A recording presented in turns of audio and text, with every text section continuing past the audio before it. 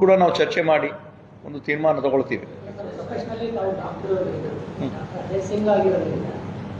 National ಲೆವೆಲಲ್ಲಿ neat ನಡೆಯೋದು is it preferable state ಲೆವೆಲಲ್ಲಿ ಮ್ಯಾನಿಪ್ಯುಲೇಷನ್ ಆಗಲ್ಲ ಅಂತ ಗ್ಯಾರಂಟಿ ಇರುತ್ತೆ?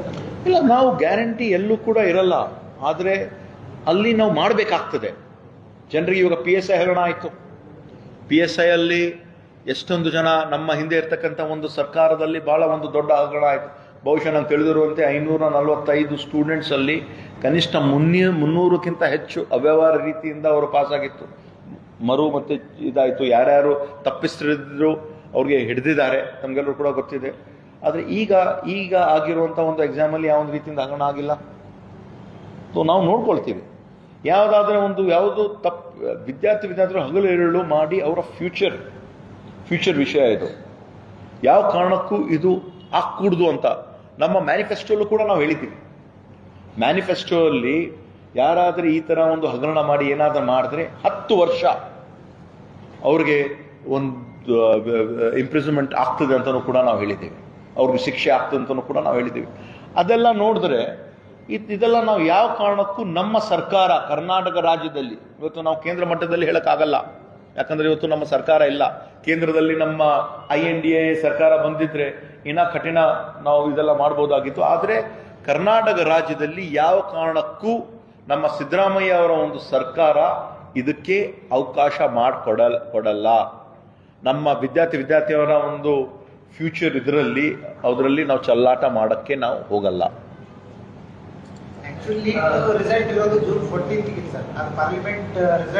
ರಿಸಲ್ಟ್ ಜೂನ್ 4th ಬಂದಿದೆ ಅಂದ್ರೆ ನೀವು ಅರ್ಥ ಮಾಡ್ಕೊಳ್ಬೇಕು.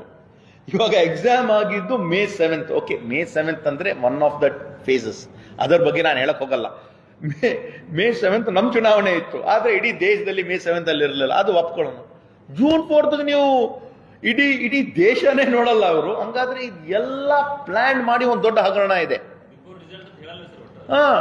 June 4ನೇ ತಾರೀಕಿಗೆ ಇಡೀ ದೇಶನೇ ಯಾರು ಗೆದ್ದಿದ್ದಾರೆ, ಯಾರು ಸೋತಿದ್ದಾರೆ, ಎಲ್ಲಿ ರೀಕೌಂಟಿಂಗ್ ಆಗ್ತದೆ, ಯಾವ ಪಕ್ಷ ಬರ್ತಾ ಇದೆ ಅಂತ ಅದರಲ್ಲೇ ಇರ್ತೀವಿ. ಇದ್ರ ಬಗ್ಗೆ ಯಾರಿಗೂ ಗೊತ್ತೇ ಇರಲ್ಲ, ಮತ್ತೆ ಗಮನನೂ ಹರಿಸಲ್ಲ. ಅದೇ ಅವ್ರು ಕೋಇನ್ಸೈಡ್ ಮಾಡಿದಂದ್ರೆ ಏನಾದ್ರು ಉದ್ದೇಶದಿಂದ ಅವ್ರು ಮಾಡಿದ್ದಾರೆ. ಇದನ್ನು ಒಂದು ಸರಿಯಾದ ರೀತಿಯಿಂದ ತನಿಖೆ ಆಗಿ ತಪ್ಪಿಸ್ತರಿಗೆ ಶಿಕ್ಷೆ ಆಗಲೇಬೇಕು, ಕ್ರಮ ತಗೊಳ್ಳೇಬೇಕು. ಇದ್ರ ಬಗ್ಗೆ ನಾವು ನಮ್ಮ ರಾಜ್ಯದಲ್ಲಿ ಏನು ಮಾಡಬೇಕು ಅಂತ ಎಲ್ಲ ನಾವು ಮಾಡ್ತೀವಿ. ಮಾನ್ಯ ಸಚಿವರು ಎಲ್ಲರೂ ಸೇರಿ ಮಾಡ್ತೀವಿ.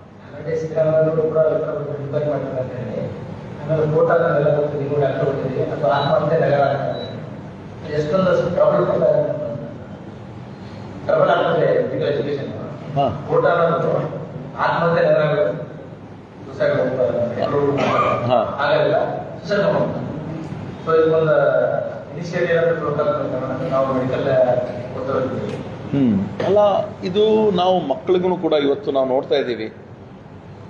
ಬಹಳಷ್ಟು ಪೋಷಕರ ಕಡೆಯಿಂದ ಎಲ್ಲರ ಕಡೆಯಿಂದ ಬಹಳಷ್ಟು ಪ್ರೆಷರ್ ಇದೆ. ಅದಕ್ಕೆ ಯಾವ ಕಾರಣಕ್ಕೂ ಒಳಗಾಕೂಡ್ದು, ಯಾರನ್ನು ಒಳಗಾಕೂಡ್ದು. ಅದರ ಬಗ್ಗೆನೂ ಕೂಡ ನಾವು ಮಾಡಬೇಕಾಗ್ತದೆ. ಮೊನ್ನೆಯೂ ಕೂಡ ಈ ಒಂದು ನೀಟ್ ಎಕ್ಸಾಮಲ್ಲಿ ಕೆಲವು ಹೆಣ್ಮಕ್ಳು ಎಲ್ಲ ಮಾಡ್ತಕ್ಕಂಥ ಒಂದು ಆತ್ಮಹತ್ಯೆ ಮಾಡ್ತಕ್ಕಂಥ ಒಂದು ಉದಾಹರಣೆ ಎಲ್ಲ ಇದೆ. ಅದೇನಾದ್ರೂ ಒಂದು ಸೀರಿಯಸ್ ಆಗಿ ನಾವು ಮಾಡಬೇಕಾಗ್ತದೆ. ಬಹುಶಃ ರೈತರ ಒಂದು ಆತ್ಮಹತ್ಯೆ ಬಿಟ್ಟರೆ ಇದು ವಿದ್ಯಾರ್ಥಿಯ ಒಂದು ಆತ್ಮಹತ್ಯೆನೇ ಜಾಸ್ತಿ ಆಗ್ತಾ ಇದೆ. ಅದ್ರ ಬಗ್ಗೆ ನಾವು ಏನಾದರೂ ಒಂದು ವಿಚಾರ ಮಾಡಲೇಬೇಕಾಗ್ತದೆ. ನಾವು ಮಾಡ್ತೀವಿ.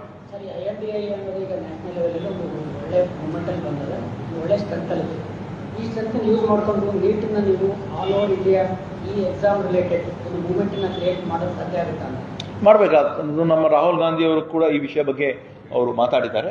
ನಾವು ಖಂಡಿತವಾಗಿ ನಾವು INDA ಮುಖಾಂತರ ಇಡೀ ದೇಶದಲ್ಲಿ ಅಟ್ಲೀಸ್ಟು ಈ ಒಂದು ಎಕ್ಸಾಮ್ CET ಆಗಿರ್ಬೋದು, ನೀಟಲ್ಲಿ ಆಗಿರ್ಬೋದು, ಇಂತಹ PSI ಎಕ್ಸಾಮ್ಸ್ಗಳಾಗಿರ್ಬೋದು, ಬೇರೆ ಇದರಲ್ಲಿ ಆಗಿರ್ಬೋದು, ಯಾವ ಕಾರಣಕ್ಕೂ ಒಂದು ವಿದ್ಯಾರ್ಥಿಯನ್ನ ಒಂದು ಭವಿಷ್ಯ ಮೇಲೆ ನಾವು ಚೆಲ್ಲಾಟ ಆಗ್ಕೂಡ್ದು ಅಂತ ಒಂದು ಸೀರಿಯಸ್ ಆಗಿ ನಾವು ಮಾಡೋಣ.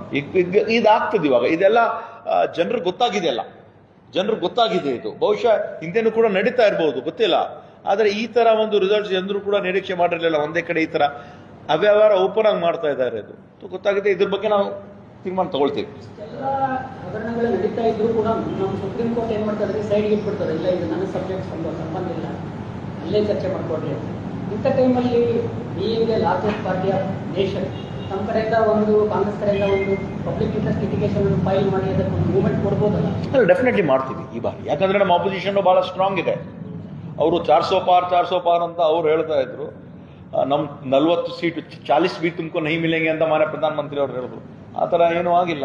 ಇವಾಗ ಸೀರಿಯಸ್ ಆಗಿ ಈ ವಿಷಯಗಳ ಬಗ್ಗೆ ನಮ್ಮ AICC ಅಧ್ಯಕ್ಷಗಳಾಗಲಿ, ನಮ್ಮ ರಾಹುಲ್ ಗಾಂಧಿ ಅವರಾಗಲಿ, ಇದು ಖಂಡಿತವಾಗಿ ನಾವು ಮಾಡ್ತೀವಿ. ನಾವು ರಾಷ್ಟ್ರ ಮಟ್ಟದಲ್ಲೂ ಮಾಡ್ತೀವಿ, ರಾಜ್ಯ ಮಟ್ಟದಲ್ಲೂ ಕೂಡ ಮಾಡ್ತೀವಿ. ರಾಜ್ಯ ಮಟ್ಟದಲ್ಲಿ ಇರ್ತಕ್ಕಂಥ ನಮ್ಮ ಸರ್ಕಾರ, ನಮ್ಮ ಜವಾಬ್ದಾರಿ ನಾವು ಮುಂದೆ ಮಾಡ್ತೀವಿ. ಕಲ್ಯಾಣ ಕರ್ನಾಟಕದಲ್ಲಿ ಶಿಕ್ಷಕರಿಗೆ ಬಹಳ ಒತ್ತು ಕೊಟ್ಟಿದೆ ಅಂತ ಪದೇ ಪದೇ ಹೇಳ್ತಾ ಇದ್ದಾರೆ. ಹೌದು. ಅಂದ್ರೆ ಶಿಕ್ಷಕರ ಹುದ್ದೆಗಳು ಬಹಳಷ್ಟು ಖಾಲಿ ಇದಾವೆ. 17,000 ಶಿಕ್ಷಕರ ಹುದ್ದೆಗಳು ಖಾಲಿ ಇದಾವೆ. ಶಿಕ್ಷಕರೇ ಇಲ್ಲ. ಈಗ ತಾವು ಹೇಳ್ತಾ ಇರೋದು ನಿಜ. ಇದರ ಬಗ್ಗೆ ಸುದೀರ್ಘವಾಗಿ ಚರ್ಚೆ ಆಗೇ ಆಗ್ತದೆ. ಶಿಕ್ಷಣಕ್ಕಾಗಿ ನಾವು ಕಲ್ಯಾಣ ಕರ್ನಾಟಕ ಅಭಿವೃದ್ಧಿ ಮಂಡಳಿ ವತಿಯಿಂದ ನಾವೇ ಇದರ ಒಂದು ಜವಾಬ್ದಾರಿಯನ್ನು ವಹಿಸಿಕೊಂಡು, ಯಾಕಂದರೆ ನಮ್ಮ KKRDBಗೆ ಒಂದೇ ಎಲ್ಲ ಡಿಪಾರ್ಟ್ಮೆಂಟ್ಸ್ಗಳು ಬರ್ತವೆ. ಆದರೆ ಶಿಕ್ಷಣ ಮತ್ತು ಆರೋಗ್ಯಕ್ಕಾಗಿ ಈ ಬಾರಿ ಈ ನಿನ್ನೆಯಿಂದ ಏನು ಕೋಡ್ ಆಫ್ ಕಾಂಡಕ್ಟ್ ಲಿಫ್ಟ್ ಆಗಿದೆ, ನಮ್ಮ ಕಲ್ಯಾಣ ಕರ್ನಾಟಕ ಭಾಗದಲ್ಲಿ ನಾವು ಮಾಡ್ತಕ್ಕಂಥ ಒಂದು ಪ್ರಯತ್ನ. ಯಾಕಂದರೆ ಭಾಳ ಹಿಂದುಳಿದ ಇದ್ದೀವಿ ನಾವು ಇರ್ತಕ್ಕಂಥ ನಮ್ಮ ರಿಸಲ್ಟ್ಸ್ ಕೂಡ ನಾವು ನೋಡಿದ್ರೆ ಭಾಳ ಕಡಿಮೆ ಇದೆ. ಶಿಕ್ಷಕರ ಅವಶ್ಯಕತೆ ಇದೆ. ಅತಿಥಿ ಶಿಕ್ಷಕರು ನಾವು ಕೊಡಬಹುದು, ಆದರೆ ಅಪಾಯಿಂಟ್ಮೆಂಟ್ ಆಗಬೇಕಂದ್ರೆ ಅದು ಸರ್ಕಾರ ಮಟ್ಟದಿಂದ ಆಗಬೇಕು. ನಾವು ಖಂಡಿತವಾಗಿ ಮಾನ್ಯ ಮುಖ್ಯಮಂತ್ರಿಗಳಲ್ಲಿ, ಮಾನ್ಯ ಮಂತ್ರಿಗಳಲ್ಲಿ ಒತ್ತಡ ಹಾಕಿ ಆ ಹುದ್ದೆಗಳು ಭರ್ತಿ ಆಗ್ತೀವಿ. ಯಾಕಂದರೆ ನಮ್ಮ ಒಂದು ಮ್ಯಾನಿಫೆಸ್ಟೋಲ್ಲೂ ಕೂಡ ನಾವು ಹೇಳಿದ್ದೀವಿ ನಾವು ಮಾಡ್ತೀವಂತ. ಮತ್ತು ಶಿಕ್ಷಣ ಡೆವಲಪ್ಮೆಂಟ್ ಆಗಿ ರಿಸಲ್ಟ್ ನೋಡಬೇಕಂದ್ರೆ ನಮ್ಮ ಜೇವರ್ಗಿ ಮತಕ್ಷೇತ್ರದಲ್ಲೂ ಕೂಡ 2018ರಲ್ಲಿ ನಾವು ಪ್ರಾರಂಭ ಮಾಡಿದ್ವಿ. ರಿಸಲ್ಟ್ ನೋಡಿದ್ದು 2022-23 ಎಷ್ಟು ಕಡಿಮೆ ರಿಸಲ್ಟ್ ಬಂದಿರಬಹುದು ಕೂಡ ನಮ್ಮ ಜೇವರ್ಗಿ ಮತಕ್ಷೇತ್ರದಲ್ಲಿ ಒಂದು 3-4 ವರ್ಷ ಹಿಡಿತು. ಅದೇ ಒಂದು ರೀತಿಯಿಂದ ಕಲ್ಯಾಣ ಕರ್ನಾಟಕದಲ್ಲಿ ಏನಿದೆ ಕಾರಣ ಇದು, ಅದು ನಾವು ಸ್ವಲ್ಪ ಎಲ್ಲ ಮಾಹಿತಿಯೆಲ್ಲ ನಾವು ತೊಗೊಂಡಿದ್ದೀವಿ. ಶಿಕ್ಷಣಕ್ಕೆ ಹೆಚ್ಚು ಒತ್ತು ಕೊಡ್ತೀವಿ. ಶಿಕ್ಷಣ ಮುಂದೆ ಬರ್ತಕ್ಕಂಥ 3-4 ವರ್ಷದಲ್ಲಿ ಕಲ್ಯಾಣ ಕರ್ನಾಟಕದಲ್ಲಿ ಒಳ್ಳೆ ರೀತಿಯಿಂದ ಅನುಕೂಲ ಆಗೇ ಆಗ್ತದೆ. ಅದ್ರ ಬಗ್ಗೆ ಮತ್ತೆ ಅದು ತಾವು ಹೇಳ್ತಾ ಇರೋದು ಒಂದು ವಿಷಯ, ಅದನ್ನು ಮಾಡ್ತೀವಿ, ಇದನ್ನು ಮಾಡ್ತೀವಿ.